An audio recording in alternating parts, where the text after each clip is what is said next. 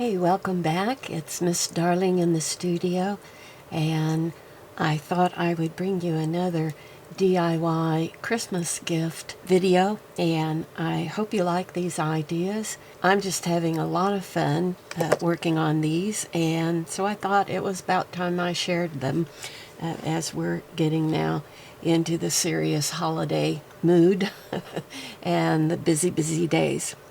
So, let me first explain what inspired me to get started. Several years ago, I purchased this beautiful French handbag, and I actually bought it for Swoop, and I don't remember now where I got it, and I gave it to her as, a Christmas or birthday gift, and I don't think she took to it all that much. But anyway, several years later, I found it in the stash of handbags she was going to sell or give away. And so I rescued it because I really like it. It's just very boho, and I'm very boho. And I'll show you what it looks like on the back. It has this tapestry design on the back, and all of the frilly lace. This is lace with sequins, and just really beautifully made. And so this was my inspiration.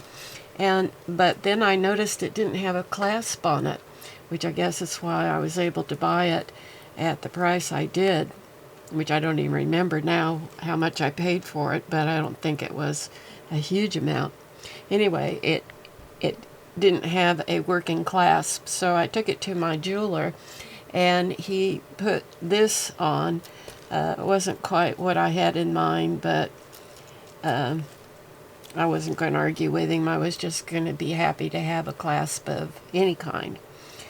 And so I thought, okay, I'm going to use this when we go antique shopping, and I'm on my feet all day, and I just thought this would be really fun to carry around as my handbag, but obviously you can't get a whole lot into it.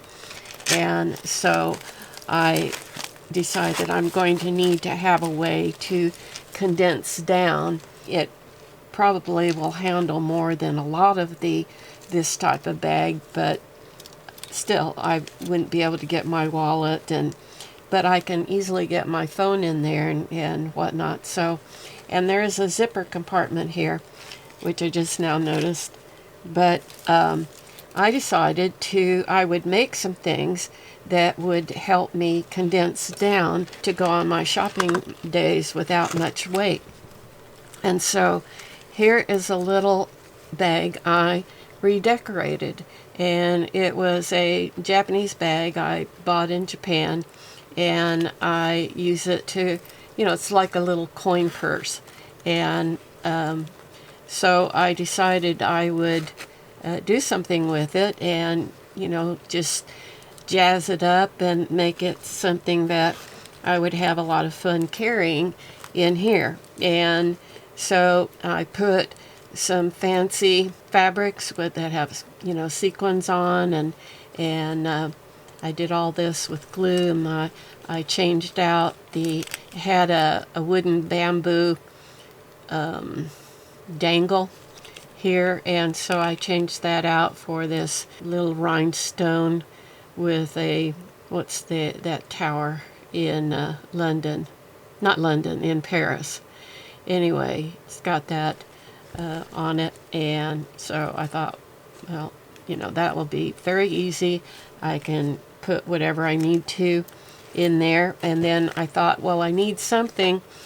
I'm going to have to at least carry my driver's license, a credit card, my vaccination card, and maybe some other things. And so I didn't have anything that I liked that would serve that purpose.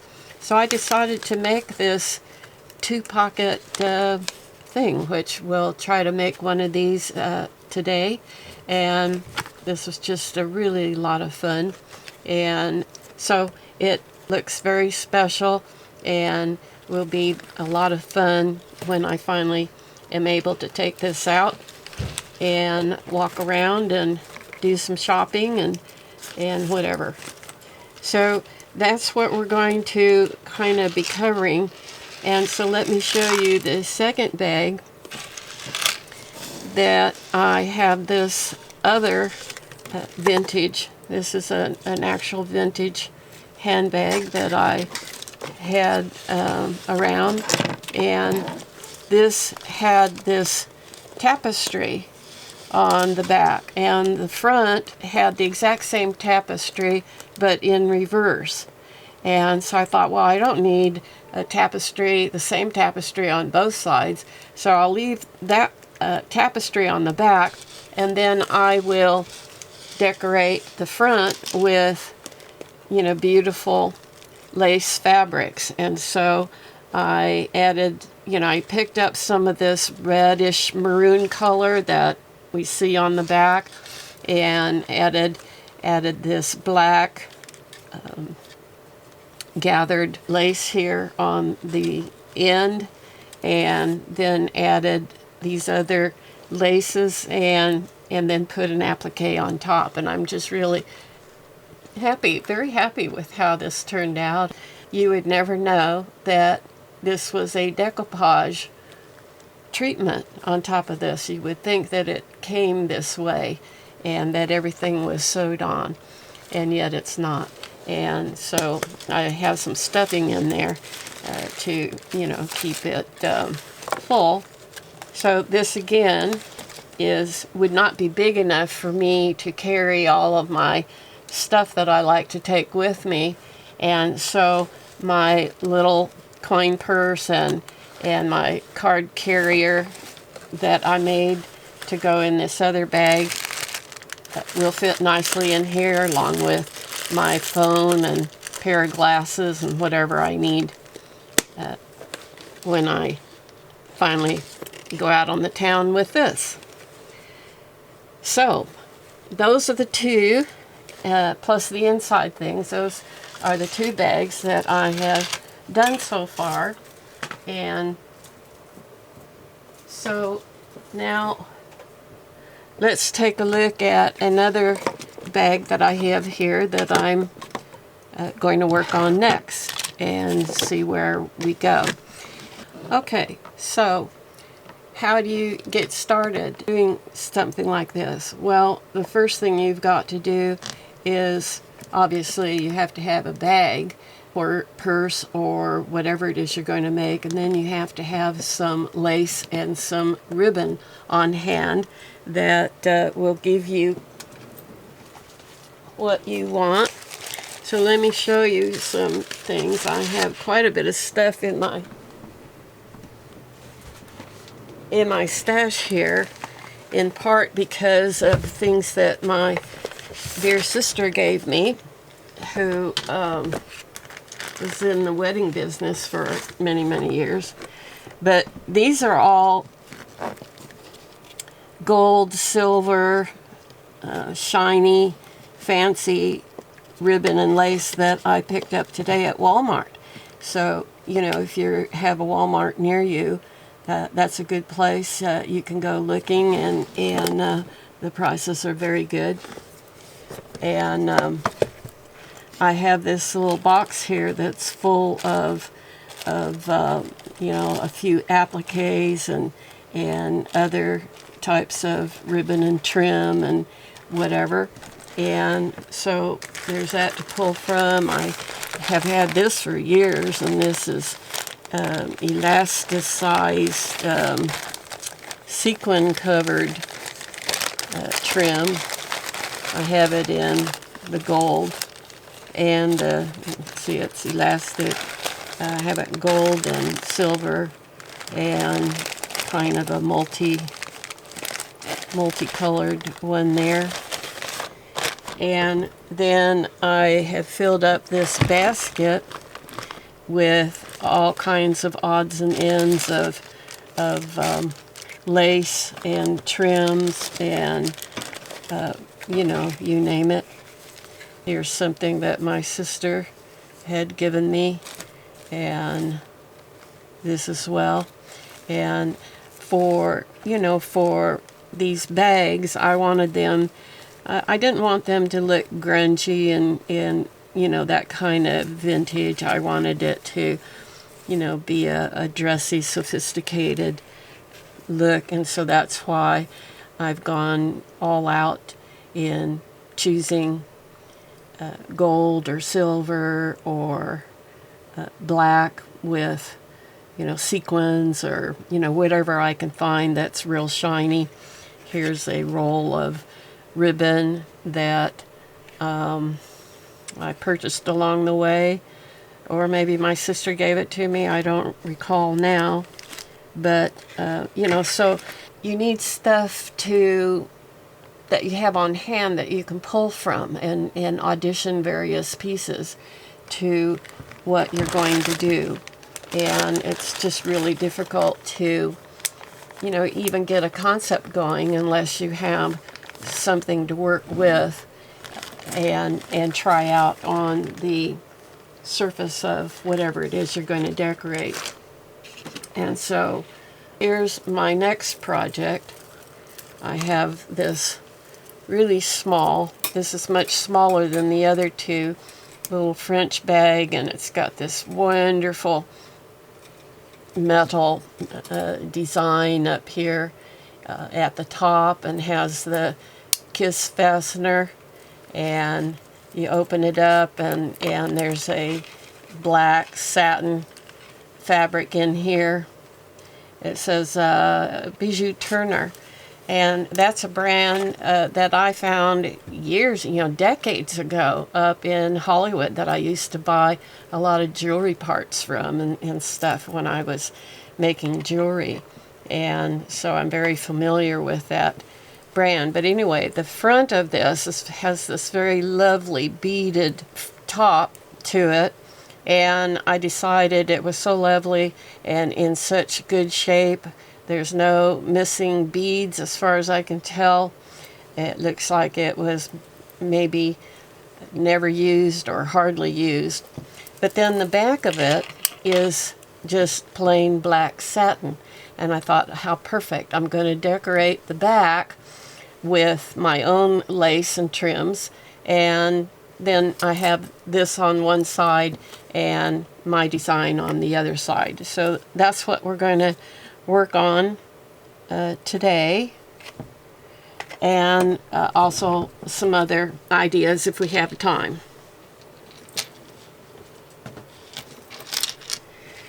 So I'm not going to do a huge amount on the back, I think, but I obviously want to do something. And so here's what I'm thinking. I have these two trims here, and I thought maybe I would run one across there on top, and then on the bottom, and these have the same or similar colors to what's on the front, the beads on the front. And so I think that I will, or maybe I was going to do it the other way around. Have to decide whether I want that on top and then this below. Now I think we'll do this smaller one on top, and then this one down below with the scallops overlapping. And then that's probably all I'm going to do to this, unless I add something really thin to it as well. So you get an idea. If this is on the back and then you flip it over, it goes very nicely color-wise with what's on the front. So, all right, I have the idea together, and let's move on. Oh, by the way, I like having a focal point on my designs as a rule, and if you will notice, on this particular one, this is my focal point, and this is just an applique that I found at a store and just glued on top. and it just, you know, helps draw the eye to one particular point, and then you spread out from there. But on this one, since I'm doing so little to the back, I'm not going to worry about a focal point. But what can you use as focal points? I have discovered they're very, very hard to find. Most of the appliques that I see in the stores or online are, you know, for children and not, you know, for, you know, I guess if you go into wedding, but then everything seems to be white. And so here were a bunch of bridal things that my sister gave to me, which are not inexpensive, I should say. These were, I guess, around $10 a piece when she acquired them, and she gave them all to me. But of course I'm not decorating at this point in anything white, so they don't serve my purpose for this particular project. But it's nice to have them on hand, and so I might, in thinking a little bit more about what I'm going to do to this bag, if I do something like that, I don't know if I will feel the need to. I don't want white. But here's a nice gold braid that one could, you know, I like using varying sizes. For instance, the height of this is smaller than the height of this, and that's what you want. You don't want to put two across that are the same size, and that's just, you know, not very good design. But, and so if I add a third one, it's going to be smaller than the other two, and so I could do something like that. But I don't know, I think that's maybe a little too strong. So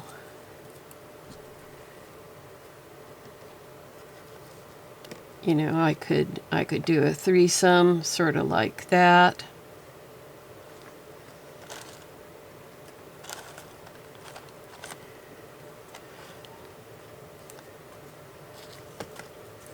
I have this, but again, it's just a little too strong. So I'm not going to go with any of those. I'll put this back. Oh, let me get back to, you know, if you can find decorative appliques, then that's definitely a way to go, because they are fabric as well. But you can also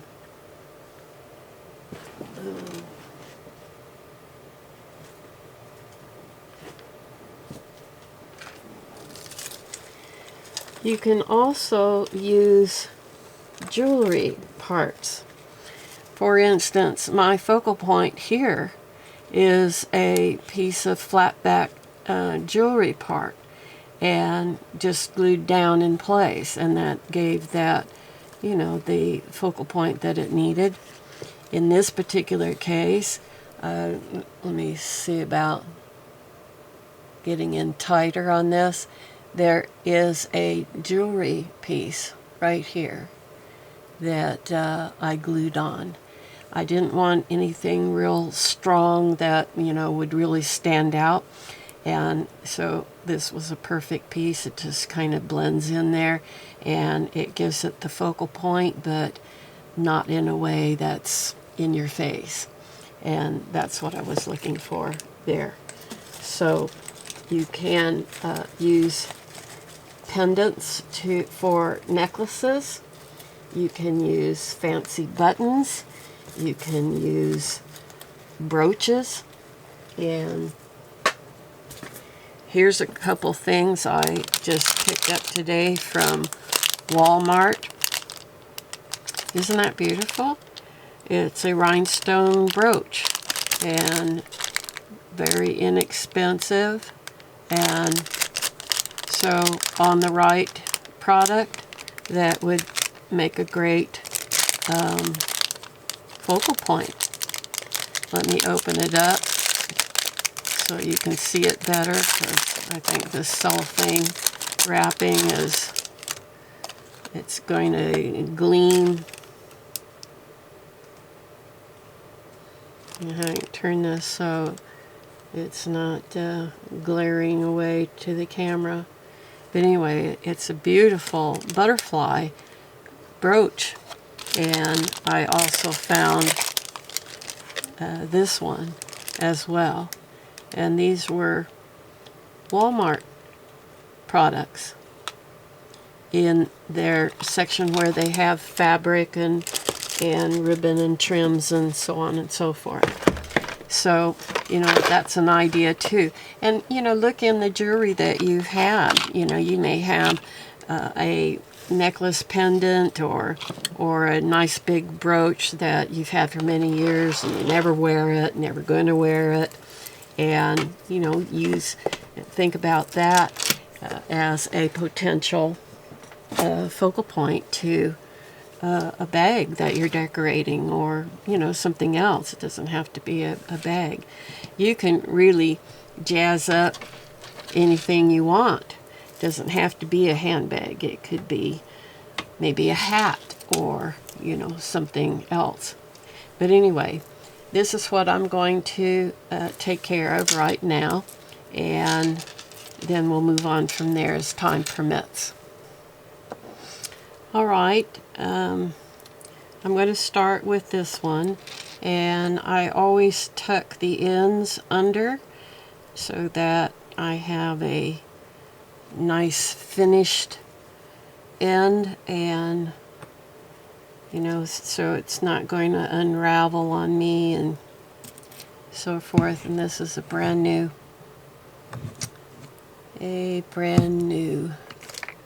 glue bottle.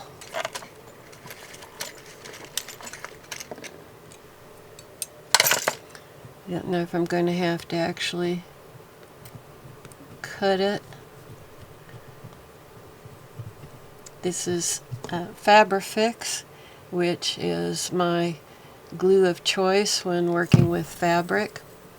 And but it is a very slow moving glue. It's very strong, but it tends to be difficult to get out, and so I made the mistake of kind of cutting a bit of the top off of the glue bottle on my other one, and so then I had less control of how much glue actually came out. So I'm trying to be a little more judicious this time around. I want to make sure that these ends here that have this white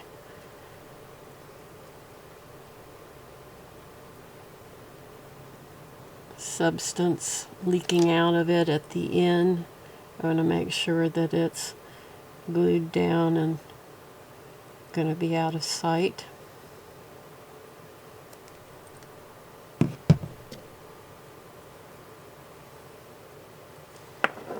Okay, so what I do is I kind of lay my trim in place there so that I know how wide it is, and then I just run my glue right straight onto the fabric, and as it's folded over here on the end, I make sure that there's plenty of glue there to hold it.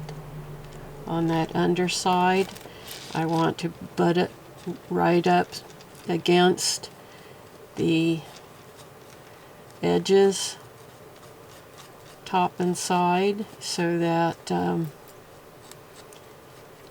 gives the appearance of being sewed in place.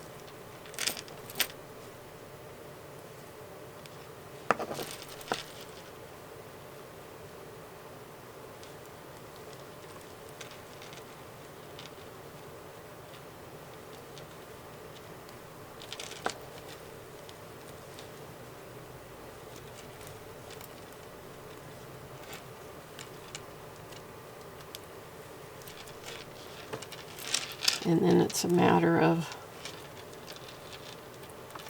pressing it down.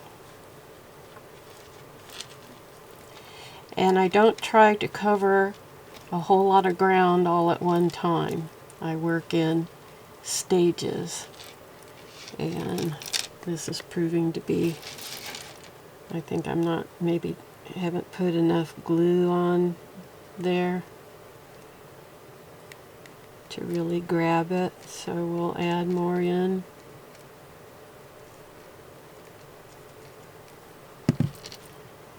And press this down in place.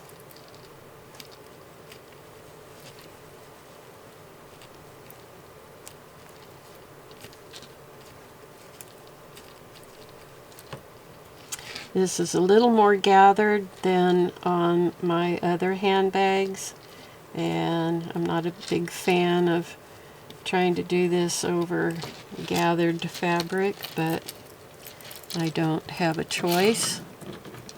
So now I'm going to come over here and cut off more than I need,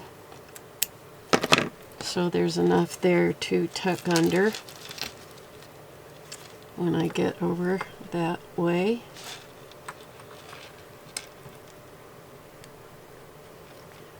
So just laying in more glue.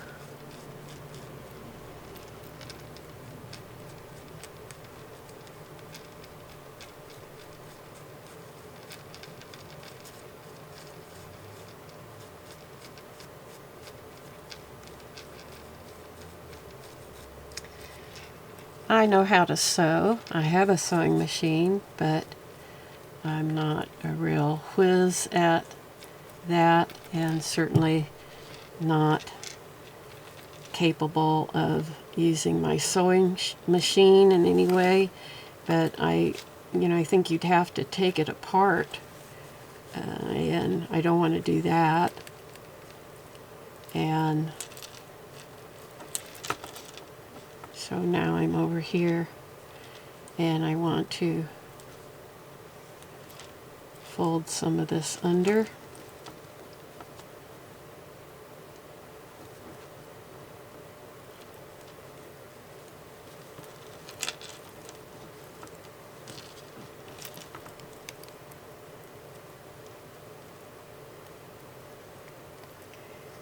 So I want to drop in quite a bit of glue here, right up, butting it up next to these little baby seed beads that have been applied all along the upper edge and down the side. So I'm just going to really press that in there.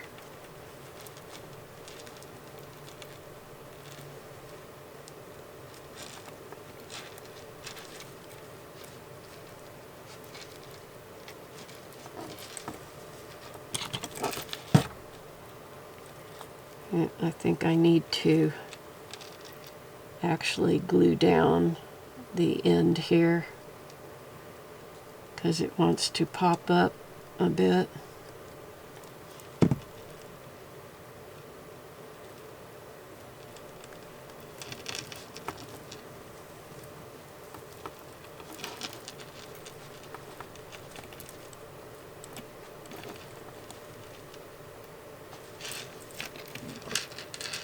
Okay,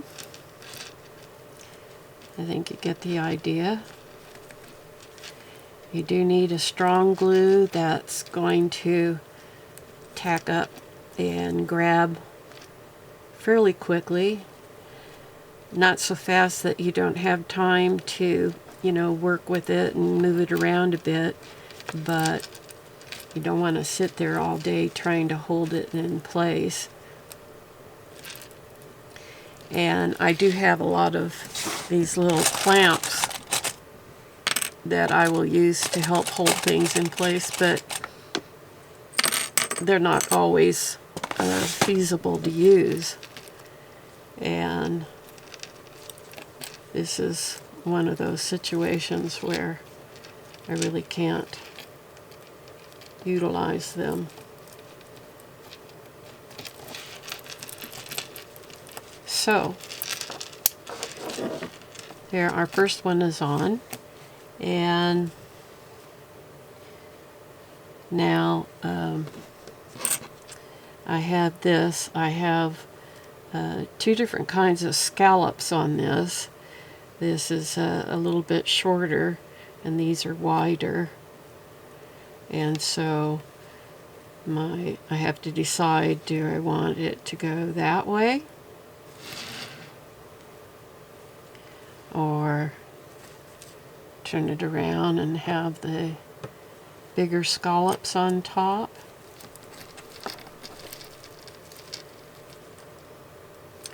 I think I like the busier part on the bottom. That gives nice visual support to everything on top, and so I think that's how I'm going to do that. And I don't think I have any use for this third piece. Or I could maybe put that on first and then drop this in a little further down. That looks kind of nice. I like the having 3.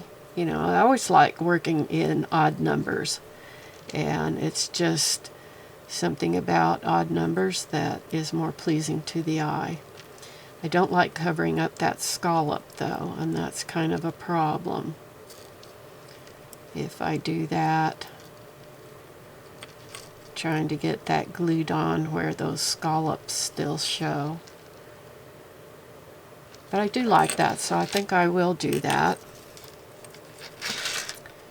And, you know, you have to come to a decision, and once you arrive at a decision, just, you know, go with it and lock it in place.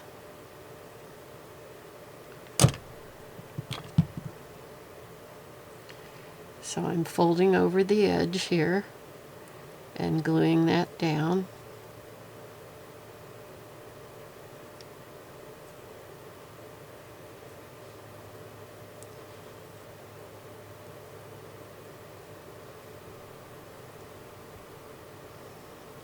This glue will mess up your nail polish, I will tell you that. So I don't like wearing gloves. It's just really hard, especially on a project like this, to use gloves. And so, you know, just be prepared to get your fingers messy and maybe have to redo your manicure.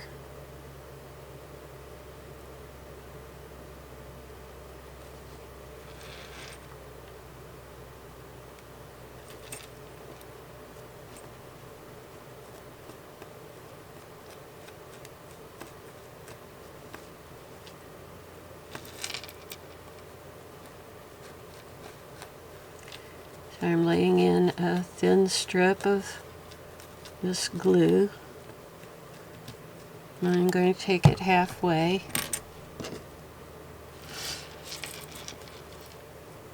And now I'm going to start all the way over here, butt it right up to the edge, and then lay that in,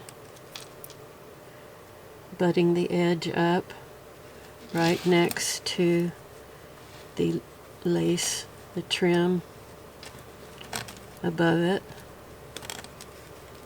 Oh, I think that's going to work out very nicely.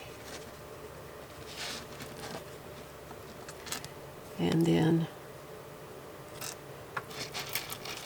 once I know it's setting up, then I'll come and lay the rest of the glue down.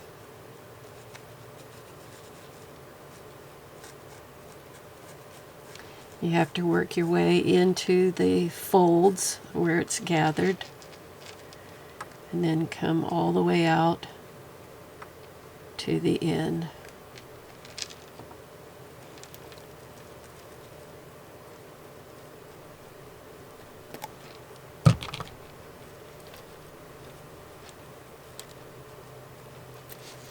You notice I've opened the purse up so that I can stick my hand in there and have something solid to press against. Now I'm over here at this end. Now I'm going to snip off a little bit more than I need so I can turn it down.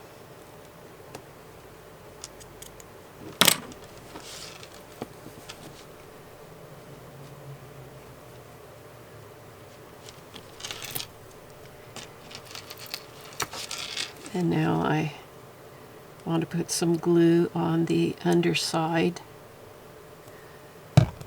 to hold down the section that I fold under.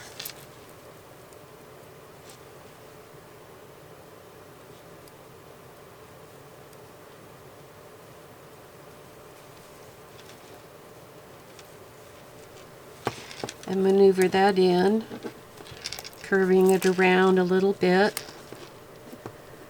so that it butts up real nicely with those seed beads. I hope you can see that. Get my fingers out of the way.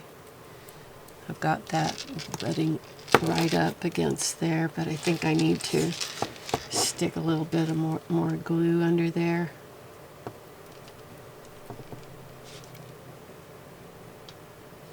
This does dry clear, so I'm not going to worry if I get a little bit of the glue on those seed beads or whatever. And then just holding it in its place with some pressure until the glue sets up.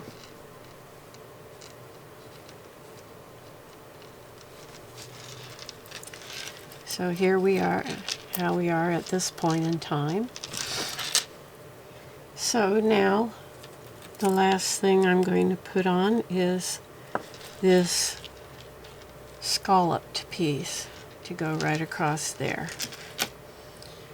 So we first, and these little sequins are attached to a black mesh background, which I'm sure you can't see on camera. So I'm going to now fold this down.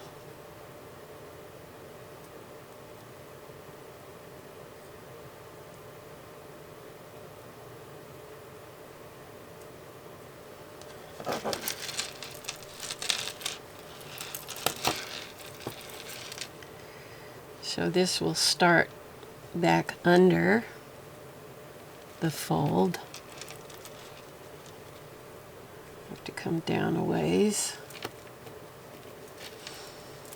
And then come up and just barely overlap that small trim I just put on there. Because I do love that scallop design and I don't want that hidden. So I mean, I could go all the way below it, but I think it's going to work out better to just slightly overlap. So that's what we're going to do. So I got to hold that in place so I know how far down to come with my glue, and I have to come all the way down here.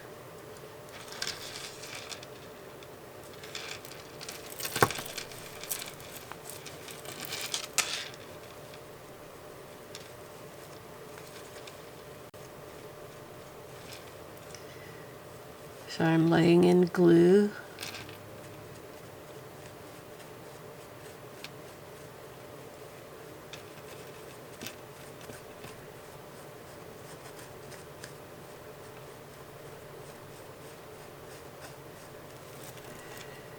And I want to just barely touch the bottom of that second trim with a little glue.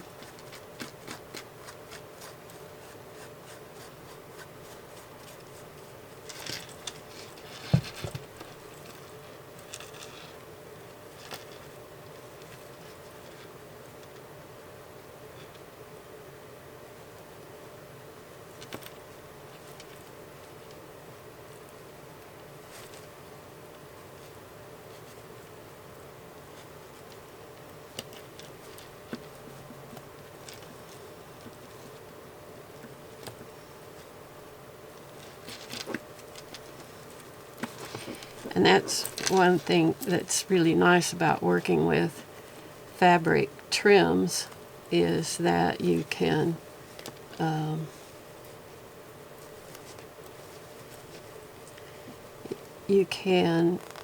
pull them in certain directions and, you know, sort of mold them, if you will, around what you're working with, so that you cover it the way you want, which of course you wouldn't be able to do with, say, a paper product or something.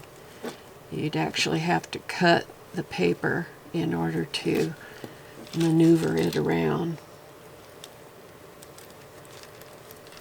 And I think I need to open up this hole a little more. I'm having trouble getting the glue to go down there like I'd like. Hopefully that will help.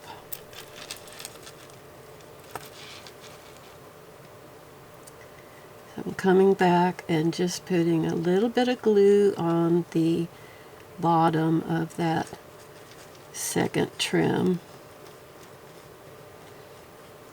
and pulling the glue down.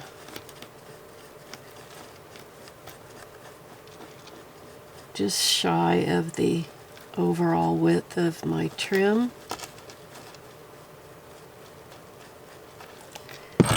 And then we're going to press a little more in place.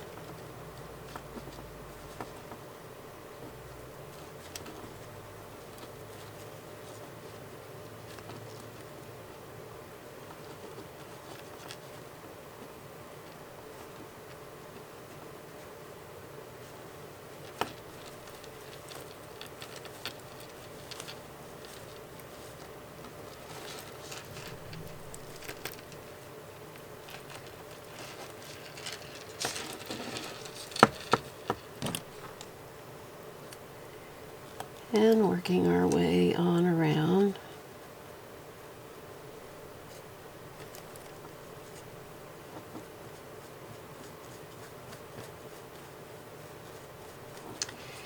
By the way, if you like this content and find it inspirational or helpful, we'd appreciate it if you'd give the video a like, share it. If you're not a subscriber, consider joining me for more videos down the road.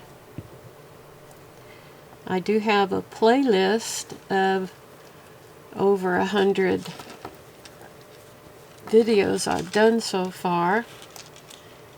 You can find the playlist link on the home page of my channel.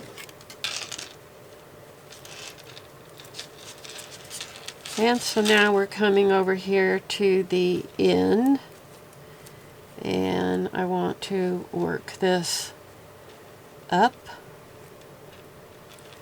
and we're going to, I want to make sure I cut off enough to do a good wrap around.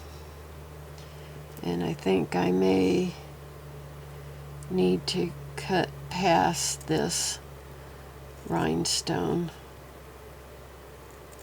to do that.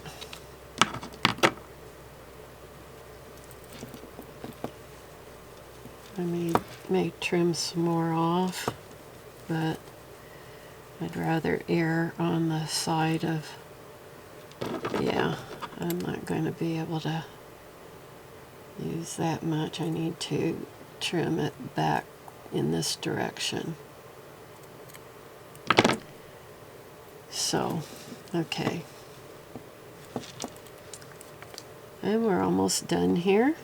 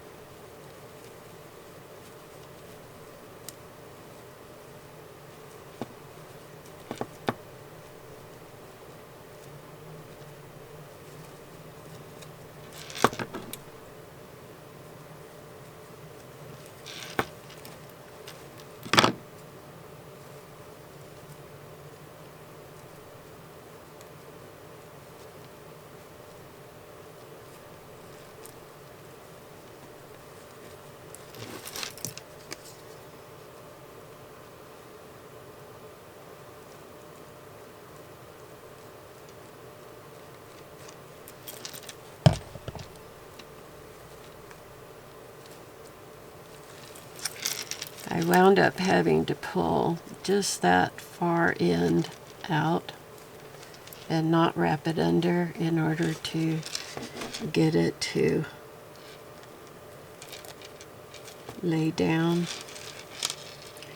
you know, and butt it up right against the seed beads. So I do have a bit of a gather issue right over here as I trying to make this turn to wrap it around properly. So I'm going to put a little more glue in there and hope that will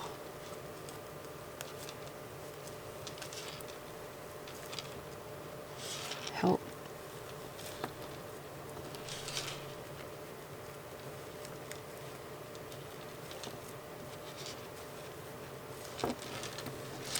Yeah. So, there we have it.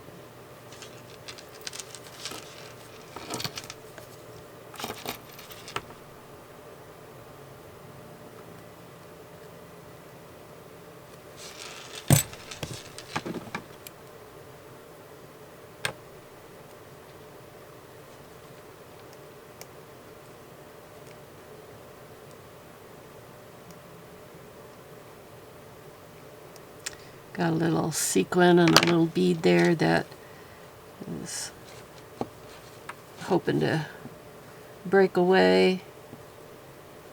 It loosened up right there where I had to make my cut.